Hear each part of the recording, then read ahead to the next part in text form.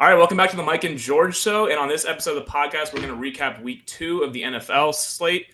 We will also recap what happened on Saturday, action in college football. And at the end, we will preview our MLB pennant races. We got a week and a half left, I believe, of baseball season. There's 10 games left, I think, 10 or 11. We will get into these pennant races in baseball. That's all coming up here on today's episode. So, George, should we start with the 1 o'clock slate on Sunday? Giants and Cowboys. Holy cow. Did anyone see 40-37 in that game? That is, Russell Wilson turning back the hands of time. What was that? These are 2-year division rivals. Giants-Cowboys was supposed to be like a snooze fest game. What happened there? It was like you said, expect to be kind of a snooze fest. The 1 o'clock slate wasn't super promising kind of at the beginning of the day. And then we got into it, and it was awesome, obviously. Credit to Russell Wilson. He was slinging the rock around up until overtime, that is, unfortunately. Right. It was just a great game. Kind of felt like both teams up front were pretty weak, offensive line and defensive line. Like the Giants' D-line didn't play kind of to their expectation, I think, in my eyes. And so it just kind of felt like it was more just the passing game. Malik Neighbors 167, Wan'Dale Robinson 142, CeeDee Lamb 112. So 300-yard receivers, you're going to get fireworks, and that's exactly what we got. And then Brandon Aubrey continues to show that he's the best long-distance kicker maybe ever, with a photo finish at the end there. So, yeah, really fun game here, a lot of fun. Always good to see the NFC East kind of battling out, division game. Yeah, we were talking last week on the podcast, Russell Wilson needs to be benched. We were like, okay, when is Dart coming in, right? And Russell Wilson goes up and says, I'm going to throw 500 yards, almost, basically 500 yards. Yeah. And that Cowboys secondary is, we talked about how big of a Micah Parsons injury it was, but they look really rough on the back end. Deron Bland's injured. We don't know when he's going to come back. And Russell Wilson, to turn back the hands of time was really, really impressive. On a week where we're coming off of, they don't score any touchdowns against your Commanders the week prior. Yeah. And to hang 37, they lose the game because you mentioned Brandon Aubrey is just unbelievable. The Cowboys, they get to midfield and they're like, that's it. We don't need to get any more yardage. They had like 10 seconds left to get more yards. They're like, we're just going to trot him out here from 64 yards. He nails it. It would have been good from 70 plus. Just a wild 1 o'clock game. Dak, by the way, quietly playing really, really good football. That's 2 weeks in a row against divisional rivals where he's just throwing the rock around. CD didn't drop so many balls this week, so that was obviously really nice. But Dallas is playing well on offense. I don't know how their defense might be like bottom of the barrel. Yeah. It was impressive. Russell Wilson still has those moon balls in him, but I've watched 2 weeks now of Dallas's defense. Can't get to the quarterback. Their secondary is worse than even I imagined. It's not looking good for Dallas right now. Yeah, definitely agree there. You kind of saw that first week, the week 1 game against Philly, and that rain delay, I think, kind of covered up maybe some holes on that Dallas defense. Like you said, they really no pass rush at all. And obviously, like the Eagles are great up front, but the Giants are not. The Giants are pretty weak up front. In fact, we saw at the start of the game, it was 4 consecutive penalties. It was just a mess. James Hudson had 4 on one drive. Yeah, 4 on one drive. Yeah, he's Andrew Thomas's replacement, but James Hudson, at that point, he got benched later in the game because 4 on one drive is insane. He had a couple holdings, a couple false starts, or he had a holding, a false start. He had after the whistle, 15-yard unsportsmanlike penalty, another false start. It was really rough up front for the Giants, but like you mentioned, it's just what is going on with Dallas defensively? That is a team that if you think that you're good, Dallas this year, you mentioned it. Now the Giants are building; they have some good pieces. But even like their pieces that we like, they weren't the ones showed up on Sunday. That defensive line for the Giants really struggled. It was like an arcade video game kind of game. Yeah, it felt like a game, in my opinion. I was watching it pretty much the whole way through. It felt like a game the Giants were probably the better team in, honestly. Like you talked about, Deron Bland, he got injured. He didn't play great. Trayvon Diggs looked like he couldn't stay with Malik Neighbors at all. Obviously, Malik Neighbors, incredibly talented. Can't really blame him there. But it felt like a game where the Giants were the better team, and it would have been really nice for them to kind of steal one here. And at the end, it just kind of falls apart for them. It's really unfortunate. You get to overtime, and I think they got 3 possessions in overtime. They did. And you get 3 possessions in overtime, you can't lose.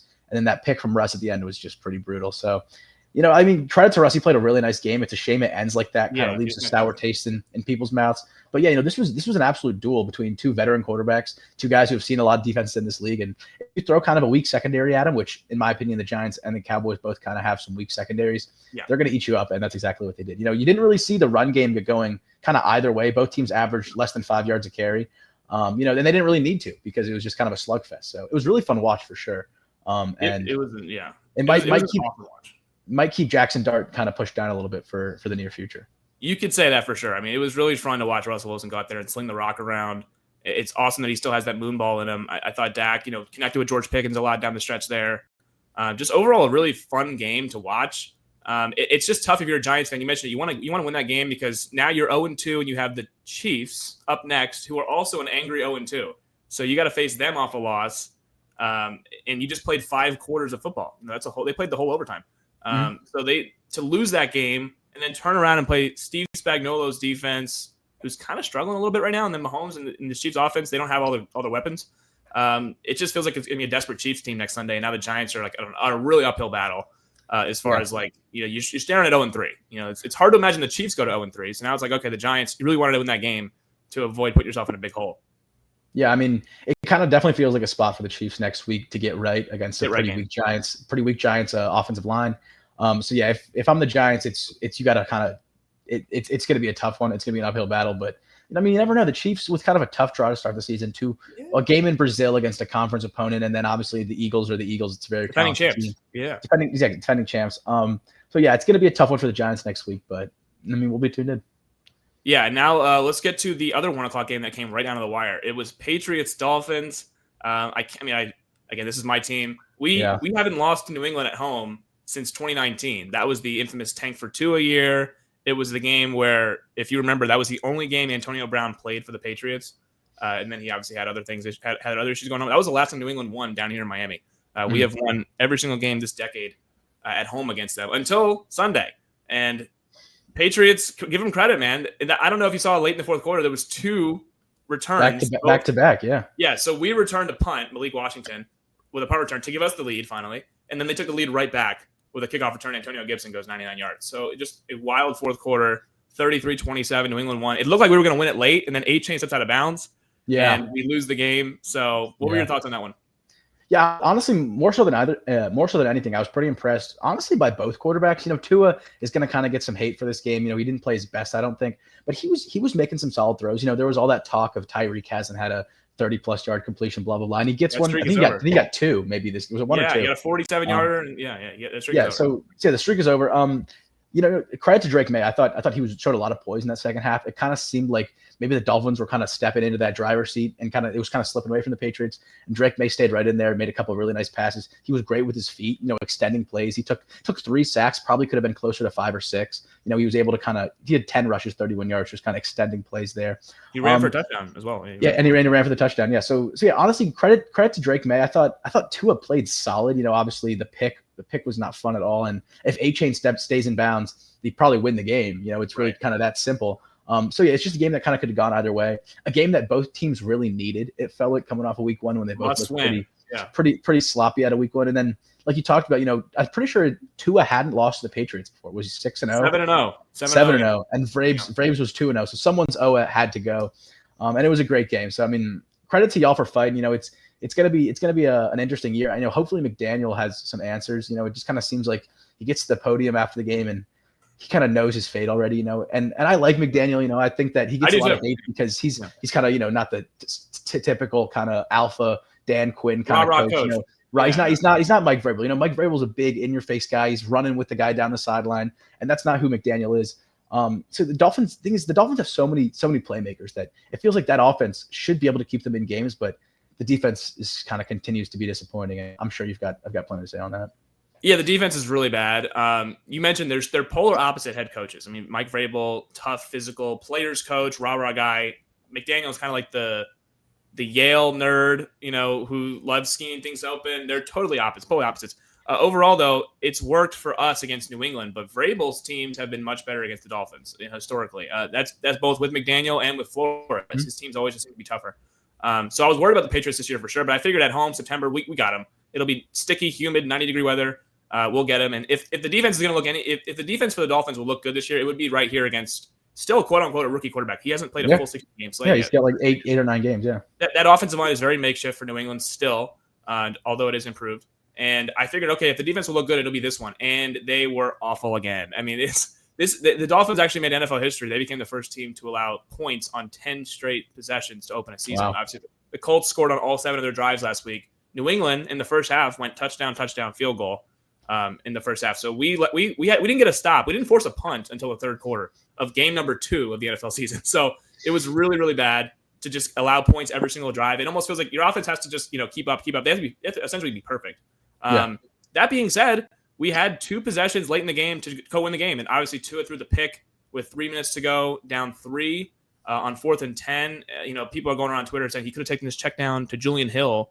And I'm like, if you throw a check down on 4th and 10 and it doesn't get to the sticks, you're going to get ridiculed anyways. So, I mean, it's just, there's not many, plan Bs for this offense. When things are taken away, there is no like safety valve. Okay, we can do this now. So this offense has a lot of issues as well, despite putting up 27 points and Tua looking really good. Only had 6 incompletions. He played his usual good self against New England, but it wasn't enough. At this point, if he can't beat New England, then we're looking at serious issues, especially at home. And again, the defense just can't get off the field on 3rd down. They physically just cannot get off the field. Drake May made some nice plays out of structure for sure. But these linebackers are really poor. The secondary is really, really poor, as we know. Who do we even know the corners on this team? I mean, we've talked about it before. No one really knows the corners on this team. I know you probably do, but I don't think I don't even know, honestly. You couldn't even give them to me. No, Storm Duck is out. Rasul Douglas, Ethan Bonner, Cam Smith. These are guys that are whatever. Yeah, they're makeshift. Yeah. They're makeshift, to put it lightly. And credit to the Patriots, man.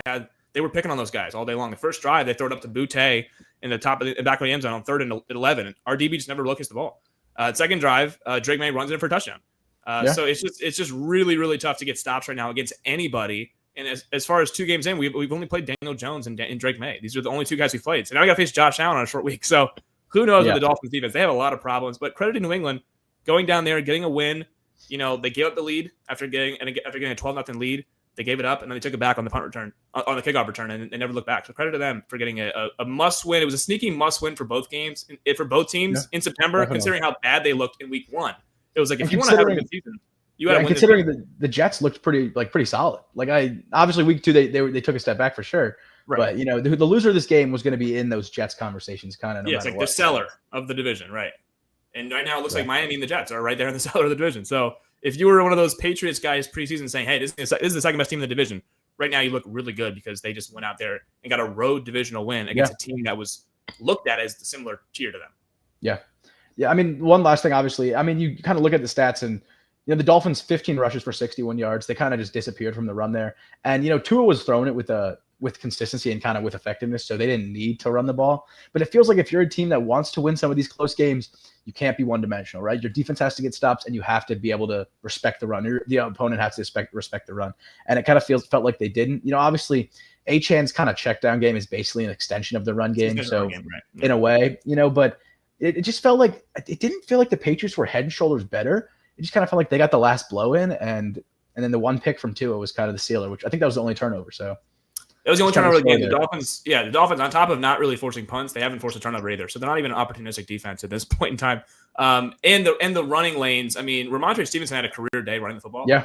Or not even running the football, as just overall as a pass catcher. I think he had over 100 yards. He led the team in rushing and receiving pretty comfortably. Exactly, for both. So he was fantastic on both as both a rusher and when they threw the ball to him, he was great as well. So the lanes there were just huge. I mean, he had a couple 3rd and 12 screens that he took for first downs. The tackling is very poor with Miami. But I don't want to totally dump on the Dolphins here. The Patriots played well. They played well enough to win. Even though down the stretch their last 5 minutes, it looked like both teams wanted to lose. It was very the Patriots missed 2 extra points. And then they hit the 55-yarder after that. Then they take a delay a game and make the field goal even longer, and then he makes the field goal. But it was just like both teams were doing a bunch of weird things down the stretch. The Dolphins took a delay a game and then took a false start to make a 1st and 10, 1st and 20, then take their timeout. It was very weird. They took a timeout when the clock was stopped. It's just very teams. These are what bad teams do generally. Which is funny because 2 of the best games in the 1 o'clock window were played by. Well, yeah, 4 kind of bad teams. Yeah, I mean, the Giants and Cowboys we perceive as the 2 worst teams in the division in the NFC East. And the Patriots and Dolphins we don't view as any threats whatsoever to Buffalo in that division. So it was just like teams that probably aren't that good. And it made for 2 really entertaining games. But overall, it was fun, but it was kind of like a mess at the same time. Yeah, tough to be on the losing end of that one. That would have been a good one for y'all to. Would have been a good one to win, for sure. Of course. It would have been a nice one to win. It's much tougher when you lose that kind of game. So should we go to the 4 o'clock window here? Colts-Broncos was Colts-Broncos is a great game. Insane. I mean, again, maybe I need to apologize to the Colts possibly because they still the same. Say, although let's not get caught by the Saints how they did a couple. Exactly. We talked about this, but no credit to the Colts. No credit to the Colts, and again, they still haven't punted 2 games in. We have not seen Roberto, whatever his name. I apologize. Roberto Sanchez, I believe is his name. Is it Roberto? Yeah, something like I don't know. Roberto Sanchez or something like that. They posted his highlight tape. and it's just him holding kicks. We actually haven't seen him yet, so we actually don't know. But yeah, the Colts, credit to them, they have not yet punted 2 games into the NFL season. So good on them. Broncos played really well. It came out of that leverage play at the end of the game. I mean, the Broncos had the game won. This was another game where it's like, what are either team doing? Sean Payton was calling timeouts. And it kind of felt like he did it last week, right, against the Titans. You know, it kind of felt like, and the Titans are not as good of a team as the Colts are. You know, it's a young quarterback. They didn't really capitalize on it. But yes, similar spots. Sean Payton with some questionable decisions down the stretch. Yeah, he was calling timeouts with like 3 minutes left. It's like, you're not going to get the ball back at this point. The Colts can do whatever they want with the clock. And then the Colts, when there was 1 minute left and the Broncos had no timeouts, the Colts weren't even trying to get more yards. It was, again, similar to the Cowboys. They were just like, yeah, we're just going to stay right here. We're just going to run the ball, take 30 more seconds off the play clock. It's like, guys, Denver has no more timeouts. You can move the ball you don't have to be worried about like not scoring points here or punting the ball back to Denver. Denver has no timeouts. They can't get the ball back. You can get more yards. You can get closer. Go use Jonathan Taylor. Go use your guy. Exactly. This is something we'll talk about later with Tennessee and Georgia about like, why do teams not just get closer and get your field goal kicker in a more opportune spot to kick a game-winning field goal? The Colts said, no, we're not going to do that. And then they end up settling for a 60-yard field goal, which of course has no chance of going in because they don't have Brandon Aubrey.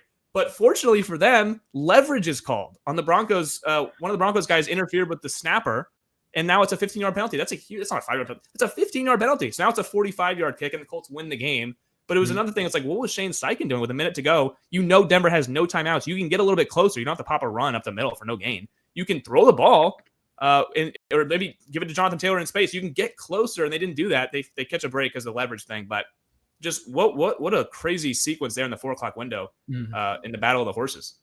Yeah, I mean, it was a lot of fun. And, you know, Battle of the Horses, obviously, very cool name. You know, the Colts offense looks like a lot of fun. You know, Shane Steichen's got playmakers. Alec Pierce, I love. Michael Pittman kind of had a down day, I love. Obviously, Tyler Warren. I'm super high on him. He's going to be kind of one of those, in my opinion, one of those top 5 to 10 tight ends when we come kind of to the end of the year this year. He's incredible. Yeah. He's incredible. And then Jonathan Taylor, when he's kind of got an actual offense that allows him to breathe and allows him to run the ball in effective situations, you saw it for 25 rushes for 165 yards against a good Broncos defense. You know, this is not a bad Broncos defense by any means. You know, Steichen had a great game plan. And, you know, it kind of makes you look back at some of those Anthony Richardson years and think, you know, all that the Colts maybe needed was a quarterback that would just be on time. Right. And if Daniel Jones is going to do one thing, he's going to go through his read. He kind of got that Jared Goff, nothing super special. You know, he can move if he needs to. He's an athlete. He's a sneaky athlete. Yeah. Exactly. He's not slow by any means, but he's going to stay within his progressions. He's not going to win you the game outright with his legs or his arm, in my opinion. And then it complements the run game well. They had 473 total yards. You know, I mean, they 29 points probably could have been more. Probably could have been more points. They probably left some out there, and they haven't punted yet. So a ton of credit to the Colts. They got this is a really good win in my opinion against a solid Broncos team. You know, Bo Nix, I think hasn't had his best stuff through 2 weeks, but I mean he's right. That ball the throw he had, I think it was Cortland Sutton, or maybe it was Marvin Mims, left corner of the end zone. That was a beauty. So credit to the Broncos. I mean, and obviously credit to the Colts. So it's a lot of fun, and I'm interested to see kind of how they look moving forward here. Yeah, you mentioned the Saints earlier, you know, how they started 2-0 last year, and then they lost 7 in a row. So if you're the Colts, you want to avoid that kind of plague. But right now, like Daniel Jones' whole thing was turning the ball over. Like he would lose you games instead of, you know, just doing what the Giants needed him to do. Just being a manager, He had a lot of fumbles, a lot of picks. He turned the ball over a ton when he was in New York. And so far, through 2 games, the Colts have not punted, and he's not turning the ball over. So that makes for a recipe. Obviously, if you don't turn the ball over and you don't punt, it's almost impossible to lose at that point. Yeah. Unless the special teams is a disaster, whatever it is. But you're not even punting, so you don't have to even worry about really that aspect of the football. So the Colts have been really impressive. Tyler Warren, I just think he's like the entire offense. He's like the heartbeat of the offense. I mean, it's like they get him the ball early and often, and it opens up everything. Obviously, Jonathan Taylor is their guy. He makes the offense go. But getting Tyler Warren just adds a totally different dimension to their offense. We always thought their weapons were fine. Like, the receivers are fine. But when you look at it generally in, like, the entire approach of the entire league, it's just overall, it's a fine room. There's nothing that really moves you or stands out above everyone else. But getting Tyler Warren as a pass catcher and as a blocker, it just adds – it's like a George Kittle light. I mean, it just adds a whole dimension to your offense. And now you can do everything. And it helps Daniel Jones out, obviously, because a tight end is a quarterback's best friend. You have a safety valve there who's always lining up close to the ball that you can target in the middle of the field or in the flat, whatever. So I just think he overall has changed their offense. It's not like a bad loss for Denver, even though you win that game if you just don't have the leverage penalty and, you know, they settle for a 60-yard field goal. But now Denver's got to go at LA, play the Chargers next week. So you don't want to fall to 1-2 after you gave away that Colts game. Yeah, but either way, I think it's a really good win for the Colts. They're 2-0 now, and they get to face Cam Ward, a rookie quarterback. So we'll see what Lou Anarumo's defense has cooked up for the rookie quarterback and Cam Ward next week. But yeah, really good start for the Colts this season, which I did not anticipate at all. They're 2-0. Yeah, I mean, and one more thing on Warren, obviously, he had a handoff this game. It was kind of a fourth down. He didn't actually get it, but just kind of his ability, like you said, he's the quarterback's best friend. He can line up wherever, but not just inside. He can line up as the X guy. He can line up on the outside and kind of stretch those linebackers thin and kind of force them to, if Tyler Warren is outside the numbers and, you have to consider him over there. And then Jonathan Taylor runs it up the middle. It's like, you're not going to have enough bodies to kind of deal with both of them. So yeah, you're right. It adds a really fun kind of wrinkle to their offense. He was running like deep crosses out of the backfield, kind of as like the blocking tight end. Like it was some really creative stuff. And he only had 4 catches for 79 yards, but it feels like that impact that he has is going to be seen for a long time. And if Daniel Jones keeps building that chemistry, it might be a fun little duo for this year. It's going to be a fun duo for sure. It's just a lot more to think about now when you play the Colts. As opposed to in years past. So really, really fun start for the Colts offense. And their defense has not been terrible either. It's they got some guys in there without Charvarius Ward, their top corner. So we'll see what happens with the Colts moving forward. It's a wide open division in the AFC South. So now let's move over to the other 4:00 game, not Panthers Cardinals, but the Super Bowl rematch, Eagles Chiefs. What were our thoughts on that game? Obviously, there's a lot to. I'll get into the whole the big picture of what everyone's talking about today and yesterday. Really is the tush push. What were your overall thoughts on the game? Tush push we can leave kind of aside for a separate thing. Thoughts on the game, I thought that even when it was kind of close, it felt like the Eagles were kind of just about to pull away. I continue to watch the Chiefs, and the receiving threat just isn't quite there. They've got I like Hollywood Brown in space. Travis Kelce, he's a little old. He's not bad. He's going to make the plays he needs to make, but he actually cost them this past week with a pick. That was really just kind of hit in the red zone. It was his fault. It resulted in a pick for Andrew Makuba. And so, to me, it seems like the Chiefs just feel a little handicapped about their receivers. And I thought Mahomes played fine. He didn't play great, didn't play poorly. And they actually kind of ran the ball effectively enough. Like Mahomes kind of did it himself a lot, being able to move outside the pocket. And he said it after the game. He was the leading rusher. Yeah. Back-to-back weeks.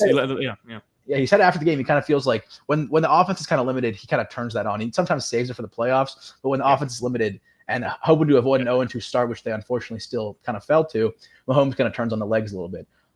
So moving over kind of to the Eagles side, everyone's going to talk about the tush push and the clip that's going around. Obviously, it was a false start, like it was. Everyone false started, yes, yeah. Everyone false started, but like it's so weird because the game isn't just a tush push. The Eagles are a good football team, top to bottom. It's a good, talented team, but it just kind of feels like they're missing a little something offensively this year. Maybe it's just the Chiefs have a good defense. Maybe it was that break in week 1. And it's only week 2, and it's not Jalen Hurts. Jalen Hurts kind of seems fine. He's just doing exactly what's asked of him, but they're not stretching the field kind of like they were. And Saquon, and everyone knows Saquon's coming, so it's a little bit less like Saquon's going to own you. So it kind of seems like if the Eagles want to win again, I think something's going to have to improve. Something's going to have to change a little bit because they're not quite the team they were. I mean, they're 2-0. They're a great football team, but they look a touch behind. If I'm going to be a little nitpicky. Yeah, I think. Well, right now we can just say it. Their offense is one-dimensional. It is becoming the tush push. They have no explosive plays. They can't stretch the ball downfield at all. They threw for less than 100 yards and won. I mean, it's 94 passing yards as a team. Yeah, 94 passing yards as a team. And they have become, we're going to get you into short yardage and we're going to run our tush push. That is what they've become. They've almost field position team. Yeah, exactly. They've leaned into this way of playing football. It's very boring. I'm not trying to hate on the Eagles. I know it might seem like I am, but it's just not really a enjoyable watch. I found myself actually watching Colts Broncos, or at least more interested in it than Chiefs Eagles, because while those teams are probably much better, of course, than Colts Broncos, the Eagles have become a boring watch right now. It's just they don't stretch the field vertically. AJ Brown had one nice cool 4-yard catch with it. That was a nice little play he made. Nice little play on a little slant. At this point, he only runs slants. That's all. He's like the new Michael Thomas. I was about to say the Michael Thomas slant boy might be coming back. Brady mentioned on the broadcast, he's like, "Oh, there's another slant by AJ Brown." It seems like that's all he does. It's like, yeah, he's a slant guy, and then if you have a vertical threat, it's Devontae Smith. But they only did that once, and the Chiefs. And it was not a good ball. It just hung up in the air. But at this point, Hurts knows, because Spags did this the entire game. He sent 0 blitz almost every third down and long, and he was just like, you know what? I know what the Chiefs are going to do, or no, I know what the Eagles' offensive line is awesome. So at this point, you know what? We're just going to send 0, and we're going to hope that our guys are better than your guys. And finally, the Eagles hit on a big play at the end of the game, and they hit Smitty on that deep ball, which just kind of to ice again. That was the only big play they had all game. It was just a bunch of methodical 5 yards, 4 yards, tush push, 3 yards, 4 yards, tush push, and it was a lot of that. And it's not a great watch if we're being honest, unless you like rugby. And I think if there's one game that you're going to look to as an NFL, as a casual fan, you say this is the game that banned the tush push. It's going to be this game because they ran it so against much. The Chiefs, yeah. It's against the Chiefs, which means everything's magnified, and they're not even doing it right. I mean, I know it's hard to officiate. I totally understand that, but they're all moving. First of all, the ball is spotted. The Eagles are all, crowding the ball. They're on top of it, not actually. The formation itself. Remember Travis Kelce? I think it was a few years ago against Buffalo. He was offside, which cost him the game. Or no, it was Kadarius Toney, whatever it was, where he lined up in the neutral zone, and that cost Kansas City the game against Buffalo. He was so clearly ahead of where the ball was supposed to be. That's what their entire offensive line is in the neutral zone. The entire offensive line's in the neutral zone on the defense side of the ball. So like they're obviously not like it. So for 3rd and 1, it's really not even 3rd and 1 because they're already across where the ball is supposed to be. So they're kind of I don't want to say they're not cheating. Make a mistake, they're not cheating, but they're kind of like twisting the rules a little bit as to what they can do. Yeah, they're taking advantage of the kind of the blind spot there. Yeah, exactly. And the officials don't really know how to call this play because they're just like, okay, this is what they're going to do. They're going to line up and they're going to get a little tush push involved. They don't even know how to call it, but they obviously all leave early. It's not like you can slow it down, whatever, but it's pretty evident that they leave early. The guards are beating the tackle, or the guards are beating the center. Yes, they're getting off the ball quicker than anyone else because they're just leaving early. Even if they're not leaving early, they're also in the neutral zone. So they don't know how to officiate this play. Everyone runs it, but no one runs it the way the Eagles do it. It's just strange. They're going to have to crack down on that a little bit because this might be the final year it's in there anyway. They only got it banned. They only didn't get it banned by 1 vote. They were 1 vote away from having this thing banned already. And I think if your other team's looking at that game, you're saying, why is this not banned? It's not really a football play. And they're doing it in a bit of a sneaky way where they're actually kind of leaving early. They're lined up in the neutral zone. It's just not really stylistically a fun play to watch.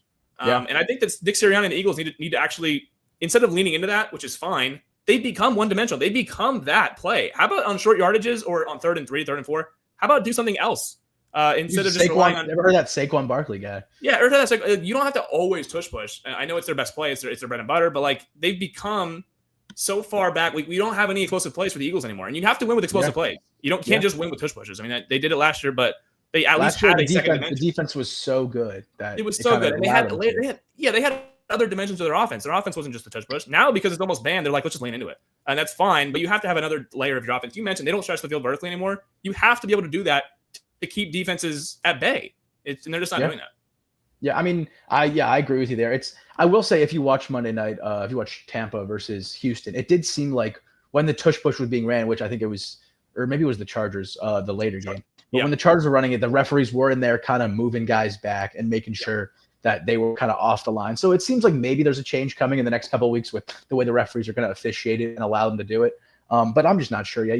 It does, like you said, it just does seem like a boring brand of football, but you can't get upset about it. They're winning football games, so it is what it is. Yeah. And until the league says you can't do this, they're going to continue to do it. So I'm hoping, as a Commanders fan, obviously, that some they changes crack down a little bit on it. Because you saw us in the playoffs. You saw Frankie Louvu jumping over the pile. They were about to award him a touchdown. So we're in the same boat as just about everyone else on this. But yeah, credit to the Eagles for winning kind of a nasty slugfest with their tush push. They're winning that way. Credit to them. Yeah, they're winning that way. But hopefully when it's time for them to come to DC, we got something for them.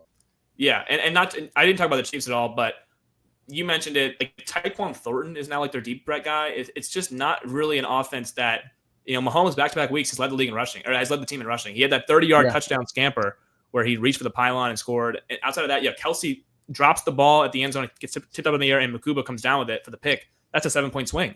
And they lose the game by 4. So the Chiefs were right there in a game where I think that they are outgunned. I think Philly's definitely better than them. Definitely.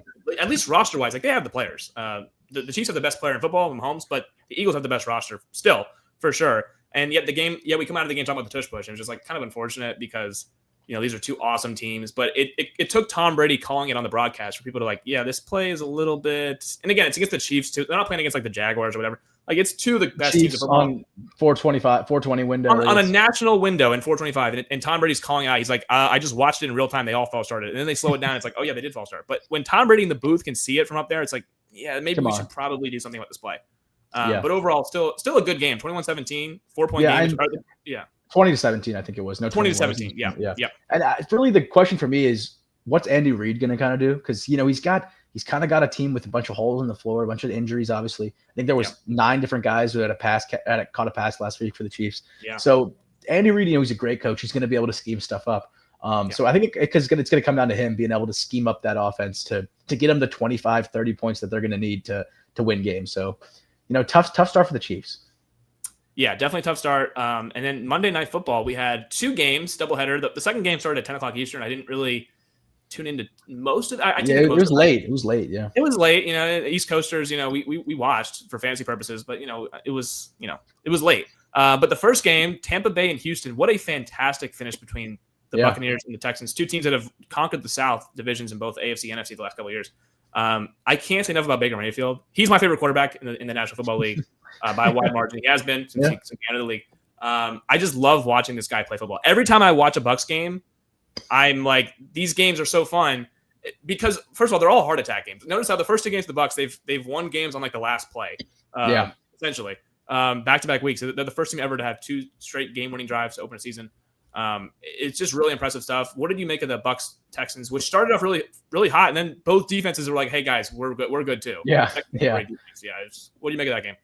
Yeah, so for starters, that Texans defense is so fun to watch. Like credit to Baker. I didn't think Baker had his best stuff, and probably because that Texans defense was kind of getting. They were hitting him. They were hitting him. They were hitting him, and he had 38 attempts. But I didn't think he had his best stuff. But he scored his 2 touchdowns. He did what he needed to do. But yeah, definitely a game where both defenses kind of showed out a little bit. They were flexing. CJ Stroud definitely does still look a pace off. Some of those kind of just the quick outs. He's not hitting them how he kind of felt like he used to. Some of those like easy ones over the middle, some of the quick ones. Like he was 13 of 24. Like feels like only 24 attempts, only 13 completions. It feels like you need a little bit more of that. And when your run game is Nick Chubb, who you can't really bell cow, you can only give him probably 15 carries at most a game.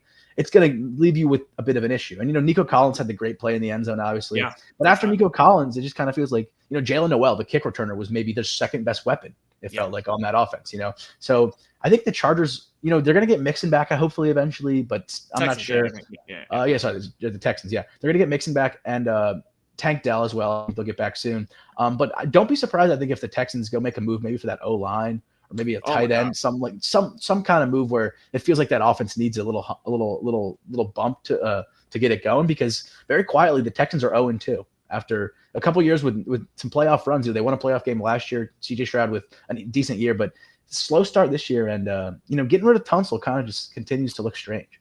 Very strange. I mean, their O-line is really, really bad. We talked about this in our over/under video. I like their defense a lot. I think it's AFC Championship level defense. Their secondary is incredible in a league where there's not many good secondaries. I mean, I thought Baker, very fun to watch. Yeah, I thought Baker, it was like he picked and choose when he wanted to throw to Stingley, because you don't usually want to throw to Stingley. But Stingley was shadowing Mike Evans wherever he went all day long. And of course, if you're the Bucs, you want to get the ball to Mike Evans, but you got to pick and choose because Stingley is that good. And if you throw it to him, it's a little scary at times. It's a little dangerous if you keep throwing it out there that way. And Lassiter's not too much easier. Lassiter's really good. Petrie, they had him blitzing all night long. The safety, I mean, the Texans have some dudes. D'Amico Ryans is having a lot of fun with that defense. The problem is that offensive line is absolutely terrible. It is stalls really bad. Drives. Just stalls their drives. They can't. That's what I'm saying. They can't stay on the field. So you mentioned 13 to 24. The reason why he only threw 24 times is because they can't stay on the field. Yeah, and he's taking sacks on third down. They cannot get on third down drives, sustaining drives. Obviously, they can't run the ball because their offensive line is really bad. They don't have the Mixon and Chubb duo that you were hoping that they could have. But they just cannot run the ball sustainable. They cannot stay sustainable at all. The Tampa Bay Buccaneers at least could run the ball and set up some play action stuff. The Texans can't even do that. They cannot run the ball efficiently, and it now puts everything on Stroud's shoulders. And Stroud, I mean, he can't get off scotch-free here. He was missing some guys. I mean, he missed Nico Collins in the end zone. A couple times, too far out of bounds. Yeah, missed him, and then he sailed one over the guy's head on 4th and goal. So he was missing throws. He threw one right to Levante David, who was very fortunate we didn't get picked off. But it almost feels like whenever a blitz gets brought, or maybe not even sending more than 4, but it looks like they're sending blitzes, it gets to the point now where he doesn't trust his offensive line, and obviously you shouldn't, because it's fair, fairness too. It's totally fair, but even when they're not blitzing, he looks a little bit sped up almost, and he's missing throws that he would normally always make. Like he's missing layups at this point, and that's where you start to see the effects of an offensive line that you don't trust at all, and it's leaking into the quarterback play and the offense as a whole. Like he only has Nico Collins. You mentioned it; they don't have their other top guys. I mean, their second most explosive play of the night was a punt return that they got to the 20-yard line, and they ended up kicking a field goal. Or no, they got the punt blocked and kicked a field goal. Then they got the punt return and Chubb ran it in. But their passing game is nowhere to be found right now because their O-line is just not good, and it's really, really in a division, by the way, where the Colts are now 2-0. The Jags were almost 2-0. They were very close to being 2-0. So you could have I been. told you in the beginning. Don't be surprised. I didn't say Colts, so credit to the Colts. I thought the Jags. I don't think either of us said Colts. No, we were no. And the Jags probably could have won. They should have won. They absolutely could have won. They had the ball up 3, went for it on 4th down, and they lost the game in really heartbreaking fashion. But they have their own issues on but the AFC South looks like a lot of fun right now. It looks like a lot of fun. It looks like it's wide open right now. Tennessee's lost 2 games. They've not looked bad in either game. They played the Rams and the Broncos, who are both really good defenses. The Titans have a rookie quarterback who looks really good. Okay, so they're going to be better as the season goes on, I believe. So the Texans have no room for error right now. I know you can usually win this division with like 9 wins, but they got to get a move on here. They play the Jags. 0-2 is ugly. 0-2 is ugly. That's a big game. That Jags game is a big game. If you lose, you're 0-3, and now you're 3 games back. That can't happen. Yeah. So overall, I'm worried for the Texans. But to go to the Bucs here real quick, this Baker, who do you really? We talked about this last week. Who would you rather have in a 2-minute draw? Yeah, I mean it's tough to say outside of those top 4 guys, obviously. Yeah, but he's best in these critical situations. And there was honestly, even more to the point, I didn't think he had his best stuff, and that he was great, and he got it done. He didn't turn the ball over. He was fine. But even more so to your point about the Chargers not being able to stay on the field. Chargers ran 43 plays. Texans. Sorry, I've done that like 4 times now. The Texans ran 43 plays to the Bucs 68. They ran 25 more plays. So any time when that's going to happen, it kind of, and we'll just to preview kind of the Clemson game, it was the same thing. Clemson only ran like 45 plays against Georgia Tech, and you're not going to it's just not going to be enough points. And credit to the Texans, their defense was great, special teams was great. They only lost by 1 point despite 25 less offensive plays. But if you want to win this division, you want to win playoff games, you need more. You need more offensively, and so I look forward to seeing kind of the adjustment from D'Amico Ryans in this Texans team. Yeah, it was a special teams nightmare for Tampa. Tampa had a field goal that doinked off the right upright. They had a punt blocked, which Houston scored on. Then they had a punt return to the 20-yard line, which Houston scored on. So really, the only way Houston was in that game, it was they're getting special teams disasters from Tampa, and they took the lead late. So credit to them, they almost won the game simply off of special teams because their offense did nothing. And then Baker, you mentioned he was getting hit all night long, up high, low, hit his chain snatched off. His leg was injured. I mean, they were hitting him everywhere. He didn't have his best stuff, but 2-minute situations when everything's helter skelter, I know who I want at quarterback, and there's not many guys that take over Baker Mayfield in a 2-minute situation. He just did it against Atlanta. Well, when he was down 3 with a minute 15 to go, and he went right down the field and scored. Same situation here. You get the ball back with 2 minutes left and 3 timeouts. They got 4th and 10. They're sending everybody almost, or they send 6, I believe, or 6 or 7. And he's able to get away from To'o and get the first down scramble on 4th and 10. Then he gets the big play to Bucky Irving, the big play to Mike Evans, and then they run it in from the 2-yard line. So it's just like this guy late in the game when the pressure's on, he just keeps coming through, and it's unbelievable. Tampa Bay is looking to win their 5th straight division title, and Atlanta looked good too on Sunday Night Football, so they're gonna have some competition there. But Carolina, New Orleans, they're not gonna be good. But it looks like Tampa Bay is still the class of this division, and in large part it's because of Baker Mayfield and Todd Bowles' defense. Give them credit too. They kept him in the fight when Baker was struggling with a makeshift offensive line, and they were hitting him. They don't have Wirfs. They don't have Luke Gedeke. They were mixing guys around at the offensive line, and Baker just hung in there and played really well down the stretch. Yeah, as the Bucs get healthier, this is going to be a team that if they're winning these kind of games, and obviously the Texans maybe a little banged up as well, but as the Bucs get healthier, these are the impressive wins, right? Because they're missing Chris Godwin, they're missing half their offensive line. They don't have all their guys right now. And it feels like also the run game isn't all the way there. I didn't think Bucky Irving had his best stuff either. And, credit to the Texans defense still, but this is a team that's going to get better in my opinion. Yeah. And it's definitely a bit of a threat in the NFC because people are sleeping on the Bucs, but don't sleep on the Bucs. Yeah, they're going to be really special in this NFC. It's a wide open NFC, no doubt about it. Okay, so let's take a quick break and then we'll talk about some college football. What happened on Saturday? Let's do it. All right, welcome back to the Mike and George Show, and we're talking some college football here on this next segment. Georgia-Tennessee was the big one in that 3:30 window.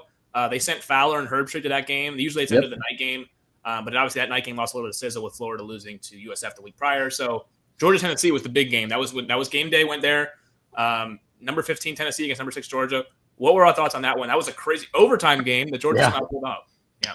Just one of those games where it feels like whoever scores last is going to win yet again. Tennessee, we obviously all know they were in position 44-yarder or whatever it was that just went left at the end. So, yeah, I mean, Joey Aguilar, is kind of the biggest story so far out of Tennessee. I mean, he's stepped into this Heupel offense and really kind of been able to do everything that Nico hasn't, and people talk about the Heupel offense as kind of offensive stretch of the field, but it really does rely on the run. You're going to have to be able to power rock, to get those ground yards first to open up kind of that secondary. And, that both of these secondaries kind of left a lot to be desired, it seemed like today. But like Joey Aguilar and Chris Brazzell, my goodness, it just felt like every time I'm looking up, they're completing a touchdown. And then at the end of the game, they lost. Like Georgia's in it. Like, and Gunnar Stockton, I didn't think was perfect. I mean, he was very good. Look at the numbers, he was solid. But Georgia really they won this game kind of with everybody. They had 6 different guys with 18 or more receiving yards. They had like 8 guys with a carry. So yeah, it just felt like Georgia kind of emptied the tank here and let it all out there. And then they got a kind of a little lucky missed field goal at the end, and they held on in overtime. So just a classic SEC 3:30 banger. A lot of fun to watch, and it was tough to watch after Clemson because that was the nightmare. That was a rough one. I have no idea how Georgia won this game. I mean, I've never seen a Kirby Smart defense get gashed like that on the run. They kept up giving the edge. I mean, the edge, Tennessee, they love in the run game. They love just get the edge, and then they can let your speed do the talking afterwards. Mm-hmm. And then as far as Georgia's defensive backs, how many times did Aguilar throw it up to Brazel and just a Georgia DB just didn't the ball? Yeah, I mean, it happened 2 times early in the game. He got a flag. He just couldn't find the ball, and then Brazel caught it and ran for a touchdown. And then late in the early in the fourth quarter, he threw it up. Same thing happened. It was like, how is this ball caught? And then he runs for a touchdown again. It's like, where are the Georgia DBs? Like, can they not locate the ball? Yeah. And then late in the game, it felt like, okay, Tennessee has this ball. The game's over. Tennessee's up by 8. It's 4th and 6 for Georgia with like 3 minutes to go. They have to convert this 4th down, and then Stockton throws a beautiful ball in the back corner of the end zone that just drops right into the arms of, I believe, Humphrey. They go for 2. They get it to Zachariah Branch. It's 38-38. It's like, okay, nice drive by Georgia, but Tennessee has the ball last. It felt like one of those games, okay, who has the ball last was going to score. And Tennessee went right down the field. Ran right down the field on him, kept getting the edge. And I was like, wow, Georgia just let them get right in the field goal range in literally 2 minutes by running the ball. I mean, I've never seen Georgia's defense get run on like this. And they go right down the field. And then with a minute left, same thing as the Colts-Broncos game, they didn't want to get closer. I know 44 yards is like, you should make it. It's college. But this is college kickers. You can't trust these guys. Get as close as you possibly can. Heupel was like, nah. And then they actually try to get closer. They line up with about 10 seconds left. And snap it because they have a timeout in their back pocket. So they can run another play and get closer. So Heupel snaps it, but they have a false start, I believe. It was a false start or delay game, so it moves them back 5 yards. And that's a crucial 5 yards. I don't think he would have made it anyways because the kick was wide right. I mean, it was leaking. It was going. He looked nervous with the request. He looked a little nervous. I mean, they haven't beaten Georgia in, I believe, 9 years since that Juwan Jennings Hail Mary catch with Josh Dobbs. But it was a big moment for Tennessee Vols fans everywhere there in Knoxville. They're like, we're going to finally beat Georgia. We're going to do this. It's a 44-yarder. He's going to make it. I remember they're panning to fans, and all the fans, you can see the excitement. You can see exactly. And then that kick is nowhere close. And then again, it seems like Georgia just somehow found a way to win these kind of games. Remember last year at the end of the year, they beat Georgia Tech in, I believe, 8 or 9 overtimes. 8 overtimes, yeah. Great 8 overtimes. And then the following week, they play Texas in a double overtime game, either overtime or double overtime. They win that game because Bert Auburn misses a field goal. SEC championship, right? Yeah. SEC championship, yeah. So it's back-to-back weeks. They beat Georgia Tech, their rivals, in overtimes, multiple of them. And then they go to SEC championship. They win that overtime game. And now they start the season out with their first real opponent, really. The first 2 games, Austin Peay, whatever. Their first actual test here in September. They go to overtime and they pull it out again. And it feels like every single time Georgia runs the ball in. It was very – I saw this on Twitter, I believe, where that play to Nate Frazier, who got the edge on the very first play of overtime for Georgia to get down there. It was very reminiscent of Sony Michel in that Rose Bowl against Oklahoma, where he ran it out and almost scored a touchdown. Nate Frazier gets him to like the 1 or 2 yard line, and then they run it in with their big guy. Just unbelievable how Georgia had the resilience and the resolve to win that game. It felt like they got outplayed for the whole game, and they won. So credit to them. Yeah, people talk about 1-score games and kind of getting a little lucky, and at a certain point, you just got to give Kirby Smart his flowers. Georgia, he just does it every year. In a down year last year, he wins the SEC, beats Texas twice. And yet again, he come out here and feels like Gunnar Stockton's a bit of a question mark. Feels like secondary is 100% a question mark after watching this game. Yeah, a bunch of new receivers hit the portal for the receivers, led the country in drops last year. All these question marks, and Kirby Smart's just an awesome coach, and he knows how to get it done. And it also kind of felt like a game where I didn't necessarily think this was going to be a shootout. Obviously, I know these guys have the potential with playmakers to play in a shootout either way, but it felt like a game where I thought it was going to be a little tighter. We saw Tennessee last year take it to the wire with Alabama in like that 17-13 game. It was a defensive team last year. Yeah, it felt like a defensive team, and it felt like it might have been again. And you kind of see early on, Tennessee comes out 21. They got 3 touchdowns, I think, on their first 3 drives. Yeah. Hit them right in the mouth. And you see Georgia kind of like collect themselves, readjust, go back out there and fight fire with fire. And, credit to Kirby Smart and his staff. You can't say enough great things about what he's been doing over there. And just kind of to win this game. And, you have to get a little bit lucky with the missed field goal at the end there. But you got to be able to put yourself in the position to get lucky at the end of the day. So got to give credit to Kirby Smart. I was super impressed by the Georgia Bulldogs here. And, I mean, the resolve. The resolve and the consistency. That run game was they didn't even run the ball all that great, but they just didn't shy away from it. They knew that at the end of the day, with the game on the line, that's what we need to do, and they did what they needed to do, and they got the win because of it. That's just classic Georgia football. It almost felt like you mentioned that Tennessee scored immediately on the first 3 drives, and it looked like Georgia, okay, collect ourselves. That was the best punch that we're going to take, and we're going to go hit them back. Yeah, even then, it still felt like we knew Georgia was going to come back. That's how they're operated. They're not going to get blown out the field just because Tennessee started really well. But late in the game, it felt like, okay, Georgia just doesn't have enough. They don't have enough guys to win this game on the road. Their secondary is just getting torched. They're just getting torched. They can't stop Tennessee. And then late in the game, Stockton goes 4th and 6. They get the touchdown, get the 2-point conversion. And then, again, a little lucky, missed field goal. Tennessee, maybe didn't get as close as they wanted to. And then you win in overtime when the field is contested. I know who I'll take in overtime. That's Kirby Smart, and he finds ways to win. No doubt about it, Credit to Georgia. They have a week off, and they'll get Bama, who is playing much better, and they get them at Athens. So they get them at home. That'll be an awesome one. In between the hedges on 7:30, 2 weeks from now, because they both have a bye week this week, I believe. I think Bama also has a bye week. Usually they give them both a week before these big games. But for Georgia to go Tennessee and then Bama, that's really we'll find a lot about Georgia. We know that their resolve to win is still there, but against Bama, they've always a little bit kind of had to Bama's had their number. No doubt about it. They beat them last year, obviously, in a crazy game.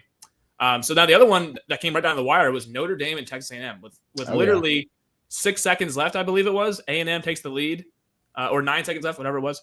Marcel Reed and this Craver guy for A&M. Holy cow, where did he come from? I mean, the big portal pickup for A&M was Concepcion from NC State.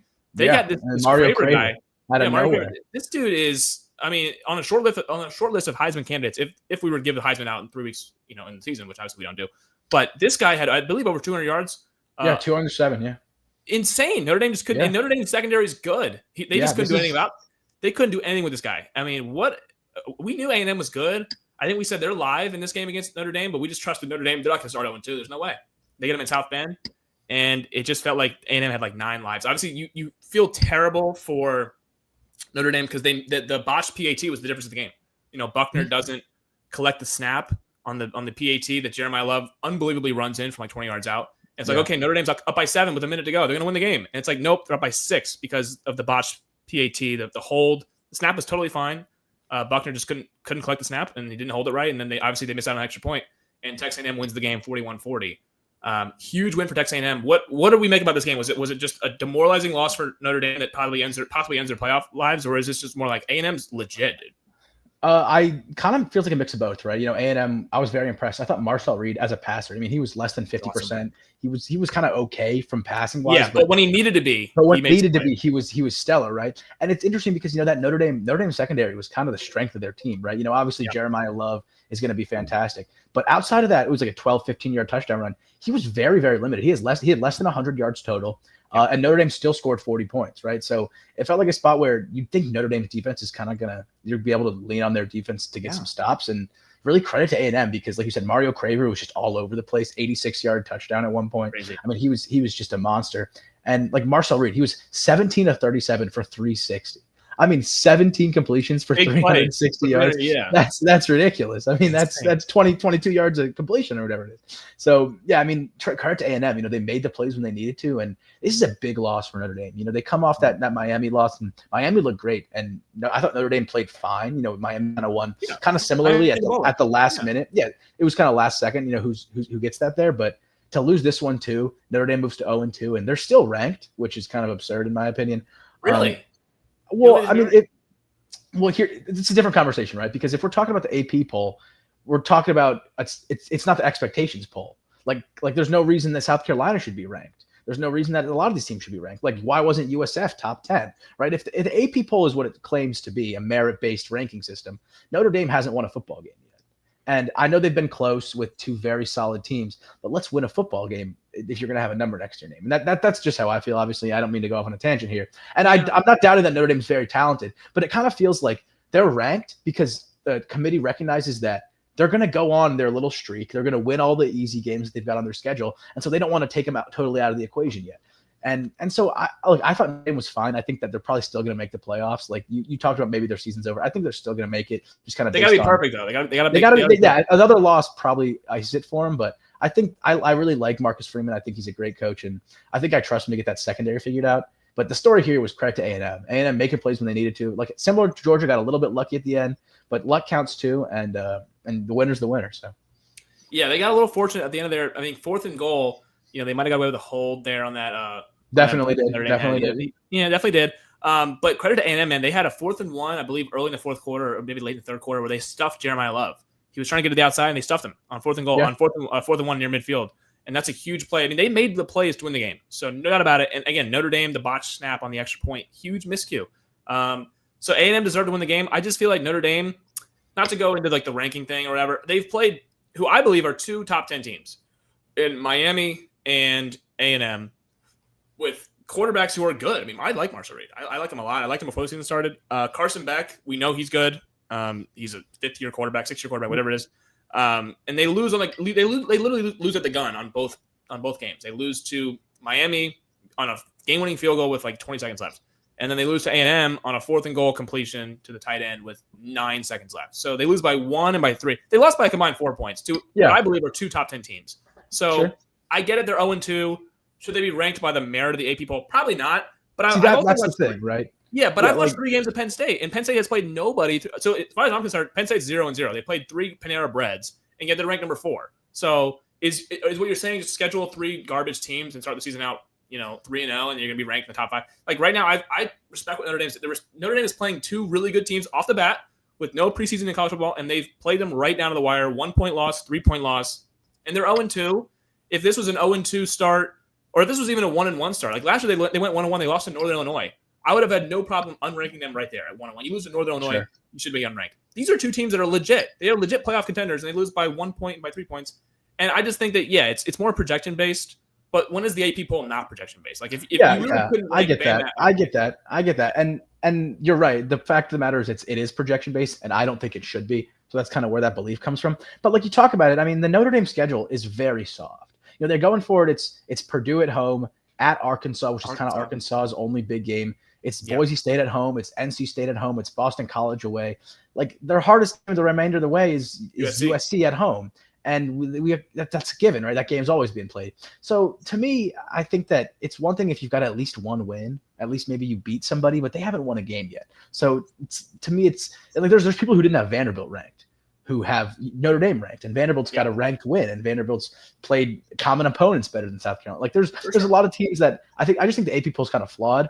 And to me, it's if you've got preseason rankings, you have to be willing to adjust when things change. Like if you had there's people who had Clemson preseason ranked top 3, number 1 even. And they played 2 teams close. Like I think Georgia Tech is top 25. I think LSU is arguably top 10, right? So if they play both of those games close and then they've won a game, it's like almost a similar breadth. Obviously, it's not as good as Notre Dame, who lost closer games, but Notre Dame's running back, their best player on their team, hasn't rushed for more than 4 yards a carry yet in a game. And I understand you're playing against 2 good teams, but let's not act like Notre Dame isn't Notre Dame, right? Like you are Jeremiah Love. You have an expectation to not have 33 rushing yards against Miami, to have more than 93 rushing yards on 24 attempts against A&M, right? Yeah. So more than anything, I think that I need to see something. Like I hate ranking a winless team in week 3 or in week 4. We're going into week 4, and it's like that's really all it is. And I don't mean to make it a big point. It's not really a big deal. It's the 24th ranked team of week 4. Who cares? But to me, it's more of a standing on the AP poll needs to change something, because we saw it last week with I can't remember her name, with her Florida. Yeah, she moved Florida up. The lady who had Florida moved up. Yeah, so there was a couple tough decisions, but the AP poll's kind of coming under fire, and to me, like, let it burn. Justifiably, it's come under fire. My whole rebuttal there is I don't care if you have a win, if it's like against no disrespect. Again, we beat Troy, and I don't No, Clemson should be nowhere near a rank. Okay, we're 1-2. Notre Dame's 0-2. The only difference is Notre Dame had a bye week and we played Troy. Mm-hmm. So that's really the only difference of the 2 teams. But at least, if Notre Dame was 1-2 with a win against Troy, I bet they're number 15. Yeah, and it's like maybe. You're gonna put a 2-loss team top 15. No, I know. It's just I don't agree with like. Yeah, it's very. There's some. It's weird. It's semantic. It's very. If it was the CFP poll, then sure. It's the AP poll, so I can kind of let it go. Yeah, see, that's the thing. Once we get to like week 8 or 9, and there is no more AP poll, we don't have to even talk about this. But I mean, right now it's week 4. They're 0-2. They obviously need to. If they drop a 3rd game before Halloween, they will be unranked. If they're 2-3. If they lose to Arkansas. I mean, yeah, the games they've got before Halloween are pretty. Yeah, 2 and 3 teams are not ranked. Yeah, if your record is 2 and 3 by Halloween, you're not ranked. That is justifiably unless you play like literally the murderer's row. which they do not play. If they drop a third game, they will be unranked for sure. But yeah, no. So we go to Clemson. We can segue right into them today. Yeah, I've got plenty to say about this one for sure. Go ahead. So I mean, to me, it felt like yet again Clemson was just a slow start offensively. It felt like Cade not confident in his reads kind of the whole time, and Georgia Tech didn't really have the guys. Like it felt like a game that shouldn't have been equally matched. It felt like a game where Clemson should have more talent, and they do on paper, and it didn't seem like it on the field, right? It seemed like Georgia Tech kind of was rallying to the football more. Georgia Tech had more heart. They were at home, obviously, good environment for them. But it just felt like they were the better team kind of the whole game. And then it comes down to the wire, and it felt like Clemson's offense kind of found a spark. That long Bryant Wesco touchdown was super awesome. Adam Randall on the ground was great. Only 15 carries, probably should have gotten a couple more. And then at the end there's 21 seconds left. Here's my biggest beef with the game. And I told all my friends this right after. 21 seconds left. You got 2 timeouts. You got to use one there. I don't like at all your tie game, 20 seconds left. And he's known for the last 3 minutes that it's going to come down to him kicking a last-second field goal. So he's How many times does that He's ready. And so you're just going to let 20 seconds tick by at the very end. So say he makes it. There's like 13 seconds left. At least similar to the ACC championship, you get a return. And who knows, you kick a field goal. He misses it. You've got a timeout. You've got 20 seconds, and you've got the ball at the 40-yard line. So to me, it's a bit of coaching malpractice from Dabo there not to call the timeout. I can live with it. It felt like a game that we didn't deserve to win ever. It kind of felt like even when we were coming back, like even when we were leading 14-13 at one point, didn't feel confident. And we needed that turnover. And Haynes King doesn't really turn the ball over because he doesn't have to throw it at all. And I love watching Haynes King. He's just a guy who's going to go put his face into the fan every time if he needs to. And in a big ranked matchup, like you can see kind of the heart. It didn't seem like Clemson had the heart. And they didn't need it. Like it just seems like they're a little bit, like I'm Clemson. Like I have my ranking. I am who I am. I go to this great school, and you got to go earn it every week, man. Like every game matters. Georgia Tech's a good football team. They should they almost did beat Georgia last year, and they've returned a bunch of guys. It felt like a spot where Clemson just kind of came out of sleep, and they got exactly what they deserved. I mentioned this. Yeah, you can't sleepwalk into a 12 o'clock game at Georgia Tech. I knew exactly how Georgia Tech would play. And they played exactly that way. I mean, what's happening every time it's 3rd and 4. Haynes King's going to run up in the middle and get 4 or 5 yards and move the sticks. That's what he's going to do. It's what he's been doing his entire career at Georgia Tech. He's going to get those tough yards to move the sticks. They're going to put together 14-play drives. They're going to eat the clock, shorten the game. With a good kicker. And you're going to look up and you're going to say, wow, we only had how many rushes? It's like, well, we weren't on the field that much. Georgia Tech possesses the ball a lot. They have long clock-eating drives. They live in 3rd and 5 and 3rd and 4. They live in 3rd and mediums to where they can run their offense and get to Haynes King with a quarterback run and the quarterback legs. They get to all that stuff. And it just felt like Clemson. It's funny. Clemson actually tried to become Georgia Tech. As the game went on, Garrett Riley started to call the game as if we were Georgia Tech. He's like, okay, Cade, you are now our running game. 3rd and short, you're going to go get the yards that Haynes King's getting. It was a lot of let's mimic what Georgia Tech's doing. And we ended up playing Georgia Tech's game. We were like, okay, let's just do what they do. And they're better at it than we are. And that's just very that's their identity. Yeah. That's their identity. They have an identity. We almost, as the game was going on, it's like, let's just do what they're doing. 3rd and 3, run the quarterback, up the middle. We know what's coming. We know that Haynes King on 3rd and 3, 3rd and 4 is going to, run right up the middle and get those tough yards. He is not sliding at all. He's going to run up the middle, and he knows where the marker is. He's going to get the first down and move the sticks and keep the drive sustained. And it just felt like, Georgia Tech did exactly what they wanted. Georgia Tech leaned into their identity. And it feels like they have more of an identity that Clemson. I don't even know what Clemson's identity really is, other than we have a lot of talented players. We get the ball in the hands of our playmakers. Hopefully they, but it just doesn't really seem as like a continuity. Like the Georgia Tech knows what they're doing. They have a game plan. They execute their game plan more often than not. Maybe to go to your point about Dabo, maybe he was comfortable with them doing the fire drill late in the game with Aiden Burr. It was just, to me, it was too much time. Like if it was 10 seconds, sure. 10 seconds, sure. But 22 seconds was when the play was called dead. That's just wait. Like if you watch the replay, he sits there with 7, 6, 5. He literally gets it perfectly on. The ball was snapped with like 4 seconds. They had plenty of time. Yeah. Oh yeah. So it was, and Aiden Burr has plenty of time. I mean, Georgia Tech has beaten ranked teams this exact same way, plenty of time. They did it last year in Dublin, Ireland, where they got the ball with 0 seconds. Like they made sure they were the last team that had the ball. It's either we win the game or it's going to overtime. That was the same exact thing here with Clemson. Clemson scored a touchdown to tie it up at 21, I believe, and I believe it was on that. It was the reversal touchdown. It was initial touchdown. Then they scored on the very next play with Adam Randall. Yeah. Yeah, I think Sapp had it, and he didn't. Or Ian Shefflin is getting goal line reps. Ian Shefflin's getting goal line reps. I think we saw what LSU did to us in week 1 and said, throw to the 6'7" guy, throw to the guy who's 6'8" and plays basketball. So that got us a new fresh set of downs. But overall, yeah, Georgia Tech had the ball with 3.5 minutes to go in a tie game, and I immediately texted my buddy. I was like, "Well, we left Haynes King 3.5 minutes, which is more than enough time. It's actually, like the perfect spot. It's the perfect spot for Haynes King. 2 minutes. Okay, then at least we can speed Georgia Tech up a little bit. But 3.5 minutes, they can play. Yeah, they get their 2-minute warning. They get their timeouts. Yeah, with 3.5 minutes, they can play at their pace and play as slow as they want to. Live in third and medium, which they did. They converted multiple third and shorts, third and mediums on that drive as well. They got right to the edge of field goal range and won the game. With like maybe if they score with 1.5 minutes left, it's like, okay, at least we got to speed Georgia Tech up a little bit now. They can play a little bit faster than they want to, but they played the clock beautifully. They gave Clemson obviously no time left, and they went on a walk-off field goal. And it was really unfortunate, but to your point, it felt like Clemson never deserved to win the game. Like I felt like Clemson never deserved to get the ball back one more time. So I just credit Georgia Tech. They played exactly their brand of football, and they're 3-0, and they have two impressive wins against Colorado on the road and Clemson at home. Yeah, this is a team that should be ranked, in my opinion, in Georgia Tech. And just kind of going back to Clemson, when you're playing a guy like Haynes King, and this is not an overly complicated system that Georgia Tech runs. It's a lot of quarterback keeper. He had 25 carries, only 4 yards a carry, but that's all he really needed. To me, you got to recognize that, and you got to be able – and to our credit, we did a little bit, kind of rotate our linebackers, but I just saw a lot of Wade Woodaz out there. And I like Wade as a person. I'm not here to disrespect Wade, but it just kind of feels like some of his instincts as a linebacker kind of hurt us a couple times here. And you watch Sammy Brown, and Sammy Brown is on him. He's on him so quick, and he reads him with his eyes, and he's in that backfield before the quarterback even makes his mind up when he's going to run the ball. It feels like he reads his mind.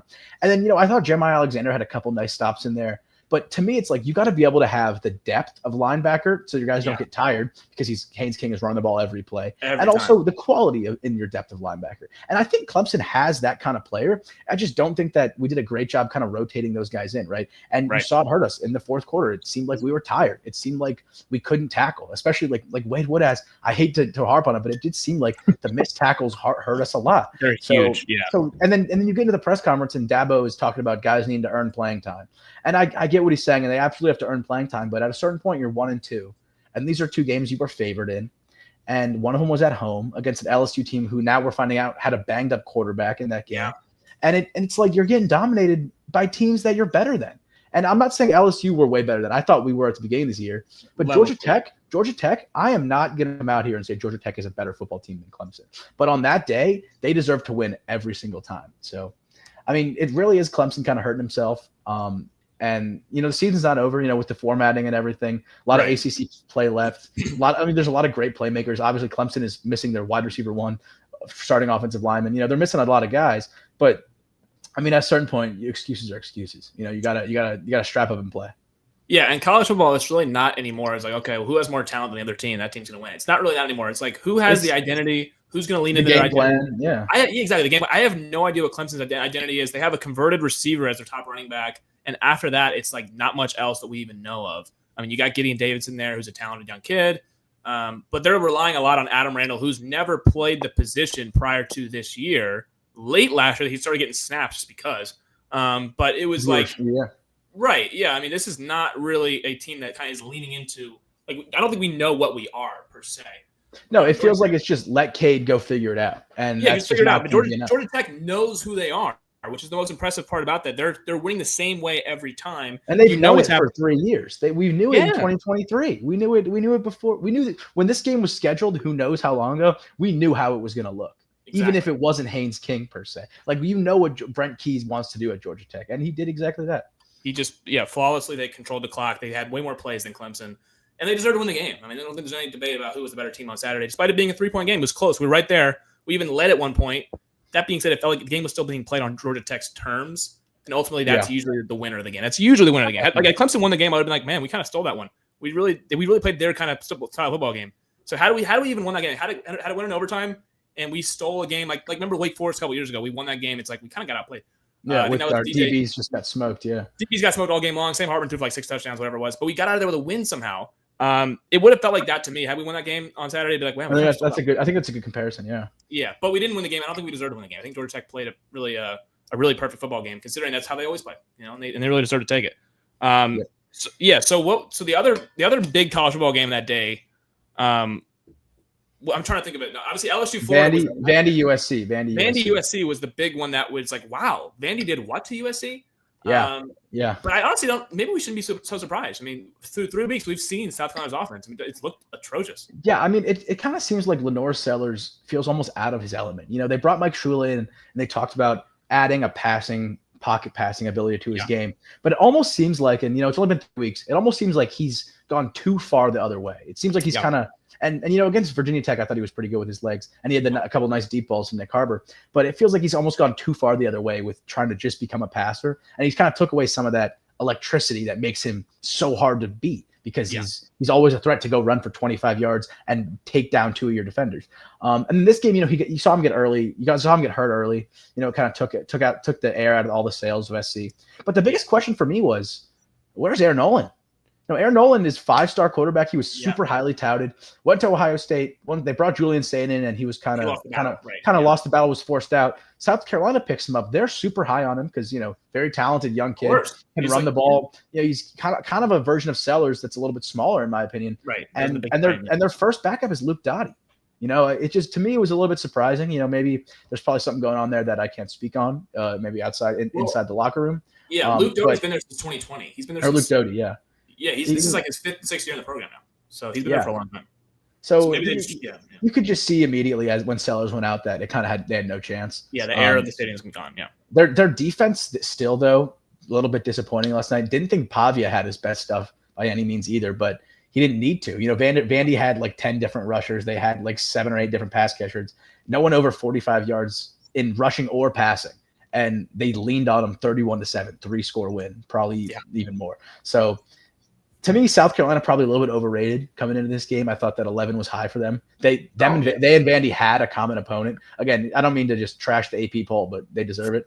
But they and Vandy had a common opponent, and credit to Vandy because Vandy went in there and they just walked him down. Oh, Virginia Tech's guys were filing out of the stadium with 12 minutes to go in the game. Vanderbilt destroyed them in Virginia Tech. Yeah. And South Carolina, they played Virginia Tech week 1, and they only won that game simply because they had a special teams touchdown, I believe, punt return touchdown.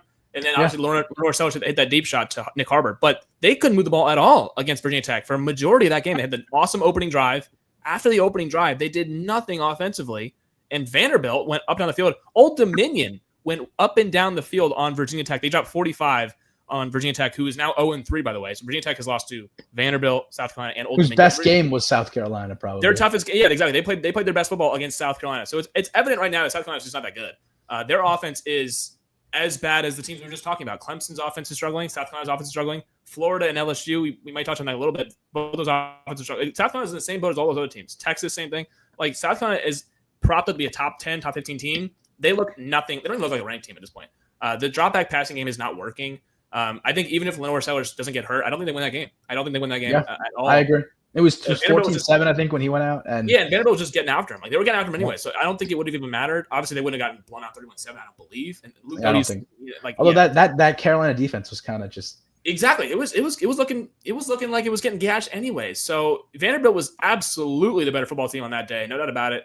They may just be better in general. I think I had South Carolina winning 8 games. I think I had Vanderbilt winning 7 games. It kind of feels like similar to Georgia Tech. Vandy's a team that knows their identity, that knows Diego. Yes. Is it Pavia, however you want to pronounce it? Pavia. Yeah, Pavia. It feels like they knows their identity. I mean, they ran the ball 37 times.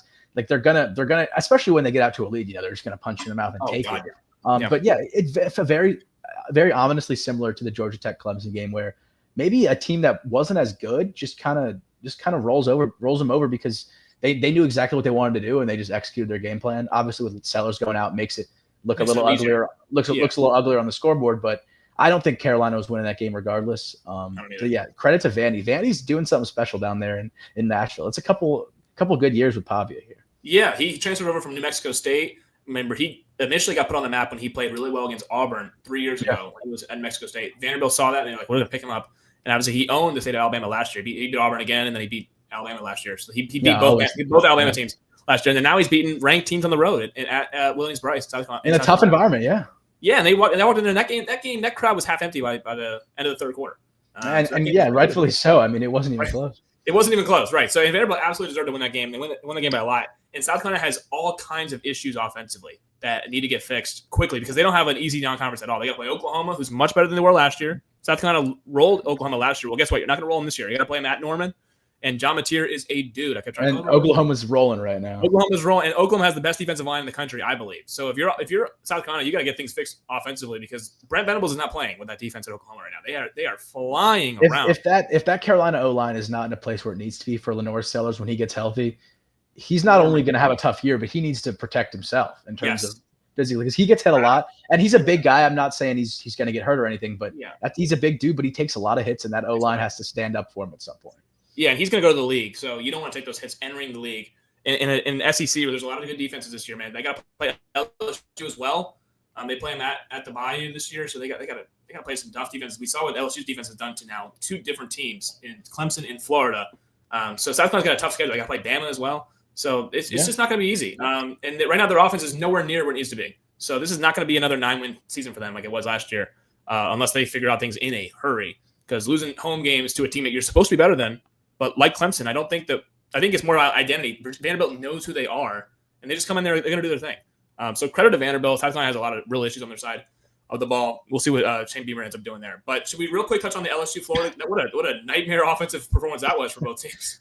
We'll touch on it. I mean, Florida in a spot where it felt like they absolutely needed it. You know, obviously their schedule's not getting any easier. The USF loss, we talked all about it last week. Yeah. Lagway just what are we doing? You know, 5 picks and he didn't look like terrible in terms of like himself confidently and getting the ball out and stuff, but just his reads are bad. He wasn't seeing the field. He wasn't seeing the field, and LSU's getting guys on him. LSU's got a good defense. That's good secondary, good up front. Like that is a solid defense. But I mean, like it just he wasn't really doing it with his legs either. He wasn't scrambling. His timing was bad.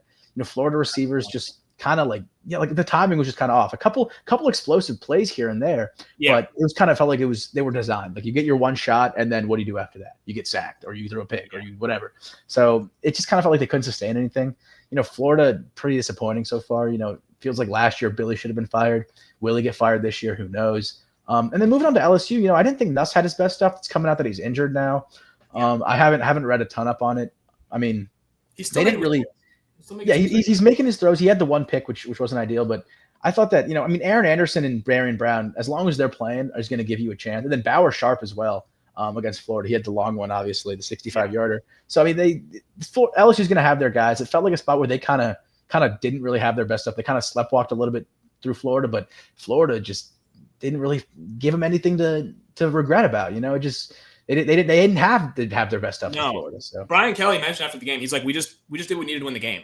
Like we could have went for it on 4th and 2 at this side of the field, but you know what? We're like, we love the way our defense is playing. We're going to play this style of way because we're going to win the game this way. And they mentioned that after the game, they're like, why can't you run the ball? He's like, well, we run the ball at down the 1 yard line with a minute left in the game and took knees at the 1 yard line. So it could have easily been 27-10. I get what he's saying. And Caden Durham ran the ball very well. Like, I mean, and he popped that big run at the end of the game. So it looked much better than the box where people were like, oh, LSU can't really run the ball much. But it was one of those games where they did what they needed to do because their defense gave them 5 takeaways. So they had a pick six themselves. They gave him a lot of short fields. Lagway just wasn't seeing the field. He threw right into the robber on one of the picks that was right before halftime. He threw right to the middle of the field linebacker. The safety was sitting right there, picked it off, and LSU got a field goal right before halftime. So it's just mistakes all over the place for Florida. And you're never going to win a game with 5 turnovers. You're never going to win a game. Not a road game in Baton Rouge. No never going to happen. So 20-10, LSU just did what they needed to do. Their defense looks like the best in the country right now through 3 weeks. As far as what they did. I don't think that's ridiculous. Yeah, Clemson only scored 10 points, and 3 of those were off a short field on a fumble by the tight end. So LSU's defense is just really opportunistic so far. They're flying around. They did that without Whit Weeks, who was got called out for targeting, got ejected in the first half of that game. Harold Perkins has been a monster. So LSU is going to be fine defensively. If the biggest concern for LSU is Nussmeier isn't right, I think they'll be fine. He'll figure things out. And, they're winning games against solid opponents. You know, I don't think Florida or Clemson is doing what they wanted to do preseason. But they have talent. Yeah. I mean, you still got to win those games, right? They still have talent. They're still getting on you. And, you know, going into Clemson is never easy. So, yeah, credit to LSU for sure. No doubt about that. So, should we preview some MLB postseason? Yeah, we can do a little quick MLB before we call it off. Yeah, we got a quick MLB pennant race segment here. We got 10 games left in baseball, George. I don't know if I'll pull up the standings right here.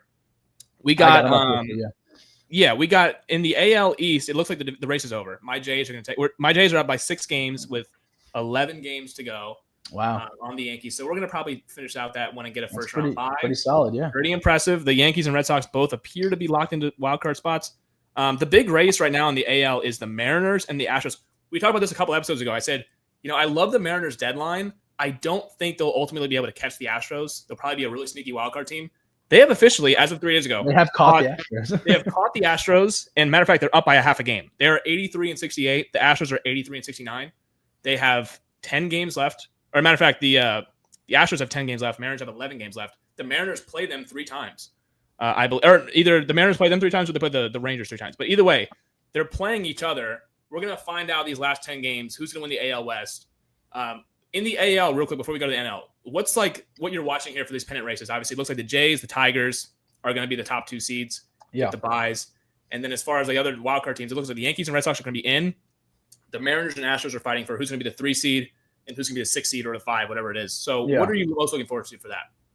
Yeah, I mean, it kind of seems like the field's pretty much set in the AL. I mean, if the Guardians kind of make a little last minute push, that would be quite the play. I mean, but yeah, I think that I'm excited to see kind of what the Mariners look like. I mean, obviously we talked a ton about the Tigers earlier this year. The Yankees are always getting talked about, Astros. But the Mariners, they've, like you talked about, they've won 10 in a row coming into right now. They're playing really good baseball, and they've caught the Astros, like you said. So if they could get the divisional title, that'd be pretty awesome for them. And don't be shocked if they make a run, but I'm still so high on Detroit. I mean, I don't think they're playing their best ball right now, but as long as – and Skubal looked like a little bit of a question mark injury. I think he's going to be fine. I think he's going to be fine.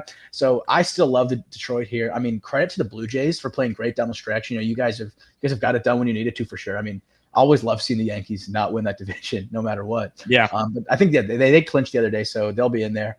Well, it looks like we're ahead by 4 games over Detroit, and we have the tiebreaker over them. So it's really 5 games. Okay. So we're up. Yeah. So you're going to be number 1. You're going to be the number 1 seed. Yeah. I actually did not want the 1 seed, Jordan. I don't know if you agree with this. I'd rather be the 2 because the 1 seed has to face the 2 best wildcard teams, and the 2 best wildcard teams have better records than the Mariners or the Astros. Is that right? I didn't know that was the layout. Yeah. So the 1 plays the 4 versus 5, and then the 3 versus 6 plays. So it might be like Yankees versus Astros. Yeah. Wow. It's going to be, so the Yankees are 4 right now, right? They're the top wild card, whatever it is. And we're the number 1 seed. So if the Yankees win their wild card series at home, it's going to be Yankees Jays in the ALDS. Oh boy. Yeah, it's going to be very tough. So I wanted to be the 2 seed and face the winner of possibly Astros. The Astros offense is really struggling right now. I was like, let's give me the Astros. Or whoever the 6 seed is. I don't know who it's going to be. But I'd rather have that path. But also you'll take the 1 seed and have home field throughout the playoffs as well. So it's a bit of a we'd rather have home field in the LCS or a tougher LDS game. I don't know. But either way, it looks like the Jays, Bo Bichette is out. He should be back for the playoffs. In my estimation, with the way these teams are playing right now, it appears that the Mariners and the Jays are on a collision course. And I could be wrong. Maybe it'd be the Yankees and Tigers because those are for the ALCS. For the ALCS, the favorites right now, and according to Vegas, Yankees and the Jays and Tigers have like the same odds, I believe. So they believe it'll be the Yankees and either the Jays or Tigers. I believe with the way I'm watching right now, the way the Mariners are playing, if they get home field, if they win that division, playoff baseball, postseason baseball in Seattle is going to be mayhem. And I just trust that if they get to the second round in the LDS and they get postseason games in Seattle, I believe they can take it to the LCS and possibly meet the Jays. I just think that the Jays are better than whoever. We've owned our division this year. We're better than the Red Sox and the Yankees. In a 5-game series, you never know what's going to happen. But I trust Shane Bieber, Max Scherzer, Kevin Gausman. Those guys have been in a ton of playoff games. So we'll see how it goes. It's a wide open AL, though. All 6 teams could win. Assuming the Guardians, I don't think the Guardians will get in. They're 2.5 back. And the Red Sox have the tiebreaker too. Yeah, it doesn't feel like a spot where you're comfortable calling a favorite, right? We talked about Detroit earlier. You talked about the number 1 team is Toronto. And, as much great as you can say about Toronto, do you feel comfortable picking Toronto to be your World Series team? I can't say I would. Obviously, maybe you would, but I can't say I would feel comfortable picking Depends Toronto. on the day. The bullpen looks shaky one day. Lock down another. Exactly. I have no idea. And I think you've got the front end start the rotation guys, and I think you've got the lineup. Obviously, that's no question about it. Yeah. But it comes down to it really is 1 or 2 guys in the bullpen. It feels like every year it's not like it's 8 guys out of the bullpen. It's your 3 main dudes who can. With Jeff Hoffman, am I getting? Is the question? I'm not answering the question. One day he looks great. One day his fastball is dipped by 3. His velocity's way down, and he's you need him on a green day. You need him on an up day. Exactly. You never know. And that could dictate the playoff series. So I have no idea. All 6 teams I believe can win the American League, and I would not put it past all 6 teams. Assuming that which is what the best is made of. The best playoff runs. That's perfect. Yeah, that means whoever's Jays, Tigers, Mariners, Yankees, Astros, Red Sox, all 6 I think can win the American League. Yeah, I think the National League. Yeah, well, yeah. No, I was just gonna say I agree. We can move on to the National League. I mean, I will say one surprising thing. It feels like we're not gonna have a 100-win team this year unless the Brewers sneak off 9 of their last 10. They're gonna have to win 8 of the last 10. 8 of their last 10. Yeah. So I mean, it's quite the year this year. I mean, so moving to the NL. The D-backs are still kind of in it. The Reds still kind of in it. And the way the Mets are playing right now, I mean, what in the world was going on? They've won their last 2, so credit to them for kind of sticking around as of late. But the collapse, they were leading the NL East. I think it was like a month and a half ago. They have completely collapsed. I thought all the teams in the wild card were done a month ago. I was like, okay, none of these teams are even close. The Mets were up by like 9 games. It was not even everyone was done. The Diamondbacks were done. The Giants were done. The Reds were like 6 back. They were hovering around. And then out of nowhere, the Mets lose 8 games in a row. And all these teams are back. They're like, oh my God, we have a chance now. So the Giants, who have been 500 for about 3 months now, are like, wait, we're only 2 back. And then the D-backs, who have been flirting with 500 for the whole season. One and a half. Yeah, the D-backs have literally been 500 the entire year. And now they are 2 games over 500 by virtue of a 4-game winning streak. And they're only 1.5 games back. So they're still in this thing. The Snakes are alive. And it's because the Mets have completely collapsed right now. So it looks like 5 teams are in confidently. The Brewers have already clinched. Yeah. They're probably going to clinch the Central here in about 2 games. The 3, and the Cubs have clinched too. And the Cubs have clinched as well. The Phillies have clinched the East because the Mets have obviously, as we mentioned, collapsed. The Dodgers and the Padres are both going to get in. It just depends on who wins the West. It's up 2 games. They're 2 games apart right now. Dodgers are up by 2 games, and they have the tiebreaker as well. So they're really up by 3 games. So it's similar to Astros Mariners. Like that's really the only pennant race right now. Because the Brewers are going to win the Central. Phillies will win. Phillies already have won the East. The Cubs are going to be the top wild card. They're 6 games up over the Padres for the top wild card. So there will be a postseason series in Wrigley Field. It'll be the wild card series, best of 3. So Cubs are going to get in. The Padres are going to get in. The Dodgers are going to get in. It's that last spot. Will the Mets? I have to root against the Mets. It's just part of my DNA. I hate the Mets.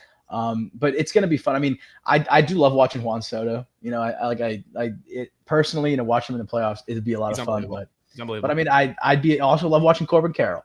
So I can go. I'd be happy to see the Snakes make it in there for sure. Yeah, it's very similar. Remember last year, the Diamondbacks, all they needed to have to get into the playoffs was the Mets or the Braves win both games. They played that game. They split the little doubleheader. They split.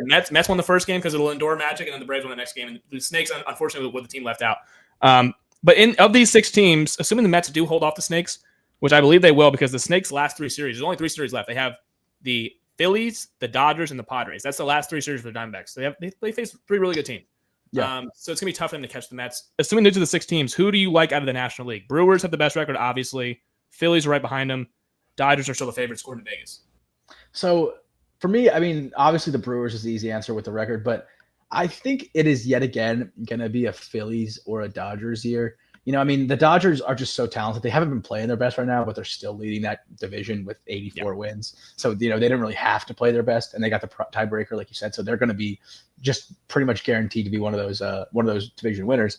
Yeah. And then, Philly, as much as I hate them, that environment is so cool. Nobody does it like Philly in the playoffs. And the question is just who's going to find lightning in a bottle. It could be the Brewers. Right. Brewers have been so consistent, kind of feel like the second half of the year where they've just been like the best team in the NL, just purely numbers wise, right? But you got to play a 5-game or 7-game series, right? And in a 7-game series, I still think the Dodgers are my team that I'm going to lean on here. You're never going to see me pick the Phillies to win anything. You're never going to see me pick the Mets to win anything. I love the Padres, the Cubs with a couple of new young arm. I can't remember his name right now.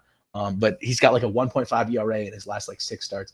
So the Cubs got some guys. Yeah. But I think it's the Dodgers again. I know nobody wants to hear that. Obviously, it's getting a little boring. But like Shohei, like that lineup, you can't say enough about that lineup. And in the playoffs, these are big time guys. They've been in those big time moments. They're going to elevate themselves. So I mean, I like the Phillies. Their bullpen I think is solid. Obviously, the Brewers are super talented, top to bottom. But I would lean Dodgers, even though they kind of have the worst record of the 3 right now. But frankly, kind of similar to the AL, it's not a spot where I'm super comfortable given one team. Exactly. And which is going to be great. It's going to be great. I've never seen anything like this in baseball. Usually there's a dominant 100-win team, 100+ win team. No 100-win teams it looks like this year. Every single team in the playoffs this year, I believe, can win the World's. Well, if the Mets limp it, I don't think the Mets can. Other than the Mets or whoever wins that last wild card spot in the NL, that 6th seed, I don't think can win it. But in the other 5 teams in the National League, I think all 5 of these teams are World Series good. The Cubs are really good. Solid. The Padres are the second wild card, so they're not even going to have a home field advantage in the first round in the wild card series. They are absolutely good enough to win a best of 3 in Wrigley and then go on the road and beat the Brewers in the best of 5. They are that good. They have the pitching, they have the bullpen, no doubt about it. So all these teams are good enough to represent. I do agree with you, though. I think the Phillies and the Dodgers, we're on a collision course for them to meet in the ALDS. The Phillies will probably be the 2 seed. The Dodgers, for sure, they can't catch the top 2 teams. They can't catch the Brewers or the Phillies. So it'll probably be the Dodgers as the 3 seed and having to go on the road in the ALDS, assuming they take care of the 6 seed in the first round. So it probably will be Phillies 2 versus Dodgers 3, best of 5 in Philadelphia for the first 2 games. It feels like whoever wins that series. Remember a couple years ago, it was the Giants and the Dodgers. Both of them were 100-win teams. Yeah. And yet they met in the LDS. And I believe the Dodgers won in 5 in San Francisco when the San Francisco Giants won like 110 games. That sounds right. Yeah. And then actually, coincidentally, that year they actually lost to the 88-win Braves in the that was like the young Braves team. The Braves had a magic run, but it was actually the way the playoff format was set up. It was 2 100-win teams meeting in the divisional series, whereas they kind of beat each other up. But I do think the Phillies and Dodgers that series, if we get it in the LDS, will be outstanding. Who for the Phillies can step up in the place of Zach Wheeler? But I just think that Phillies bullpen, man, is with Johan Duran, Romano's playing better baseball. I think the Phillies bullpen is better than all its other teams. And I think overall it usually is bullpens that can carry you in October. And the Dodgers bullpen has been a little bit shaky. I mean, they blew it. I don't know if you saw this. Yamamoto had a perfect game through 8. 8.2 in Baltimore. 8 2/3. 8 2/3.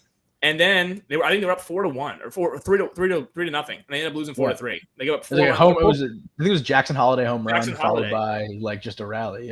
Yeah, and this has been happening for the Dodgers lately. Their bullpen has not been as steady as it has been in years past. I do think they have the most talent still, but overall, if you ask me today, I don't know. I might lean Phillies. I have no idea at this point. It's a wide open. We'll give our predictions whenever the playoff field is set, but I have no idea who would win a Phillies Dodgers best of 5. I really don't. Yeah, it'd be a lot of fun to watch, obviously. I mean, it's just both of those teams are just littered with stars, guys who, Schwarber coming off a year where we've never seen Schwarber kind of do what he's doing right now. And obviously we know in the playoffs he's been able to elevate himself. He did with the Cubs, he's done it with the Phillies before. So, these are too loaded. Like, it does feel like Phillies Dodgers collision course, but like, don't be shocked. The Cubs are a great baseball team. Brewers, obviously, we're sleeping on the Brewers actively right now, and they're like, hey, we have the most wins in baseball. We have the home field advantage. Hello, So we're going to avoid both of them. If 100%. Exactly. So I mean, like you said, I kind of feel like anyone except for that 6th spot. I don't, just kind of based on the way the Mets are playing right now, I don't have a ton of faith in them. But the fact of the matter is that's a super talented team. I don't know if they have the pitching to do what they want to do, but that lineup is nasty. Pete Alonso, Francisco Lindor, Juan Soto. They're going to score runs. So I mean, it really is up in the air.